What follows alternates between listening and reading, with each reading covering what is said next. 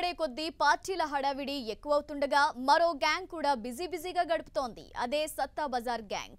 పందాలు కాయడమే వీరి పని. వచ్చే ఎన్నికల్లో ఏ పార్టీ గెలుస్తుందంటూ అప్పుడే ఈ సత్తా బజార్ బ్యాచ్ బెట్టింగ్స్ లో మునిగిపోయింది.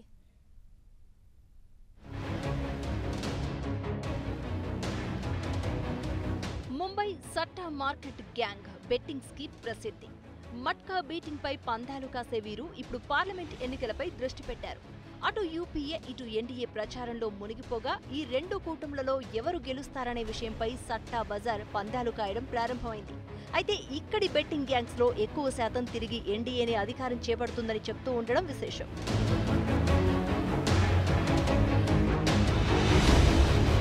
2019 ఎన్నికల్లో బీజేపీనే తిరిగి అధికారం చేపడుతుందని సట్టా బజార్ గ్యాంగ్ చెబుతూ ఓ కారణం కూడా చెప్తున్నారు. సర్జికల్ స్ట్రైక్స్ జరిగిన తర్వాత ఎన్డీఏ గ్రాఫ్ పెరిగిందని బుకీల టాక్. అంతకుముందు అంటే పుల్వామాలో దాడి జరగక ముందు కూడా బుకీలు ఎన్డీఏకి 200 నుండి 230 సీట్ల వరకు తప్పుతాయని పందాలు కాశారు. రూపాయికి రూపాయి నిష్పత్తిలో పందాలు సాగాయట. అయితే పాకిస్తాన్లోని జైషే మహమ్మద్ శిబిరాలపై ఇండియన్ ఆర్మీ దాడి చేసిన తర్వాత మాత్రం ఈ ఫిగర్ ఏకంగా 245 నుంచి 251 వరకు చేరిందని చెప్పారు.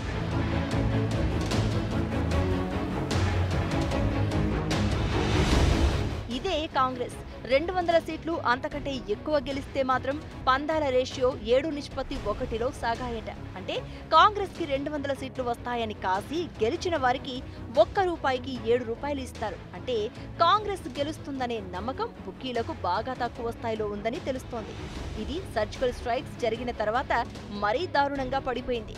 ఏకంగా పందాల నిష్పత్తి 10:1కి పడిపోయింది. అంటే కాంగ్రెస్ వైపు పందాలు కాసిన వారికి నిజంగా 200 సీట్లు కాంగ్రెస్ తెచ్చుకుంటే ప్రతి రూపాయికి ₹10 ఇస్తారు.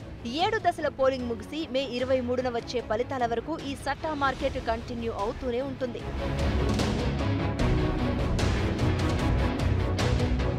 మరి ఇంత ఓపెన్ గా సట్టా మార్కెట్ ఎలా బెట్టింగ్ చేస్తుంది అంటారా? స్కై ఎక్స్చేంజ్, లోటస్ అనే బెట్టింగ్ యాప్స్ ని ఫోన్లలో డౌన్లోడ్ చేసుకుని ఓ నెట్వర్క్ గా ఫామ్ అయి ఈ రాకెట్ నడిపిస్తూ ఉంటారు. ఈ బెట్టింగ్ ఏదో దేశంలో మాత్రమే అనుకోవడానికి లేదు. విదేశాల్లోని వారికి కూడా ఈ యాప్స్ తో బెట్టింగ్ చేసేందుకు వీలు కల్పిస్తారు. అలా అందరూ పందెగాళ్లు ఎప్పటికప్పుడు మొబైల్ స్క్రీన్ పై మారే ఈ పందాలను గమనించవచ్చు.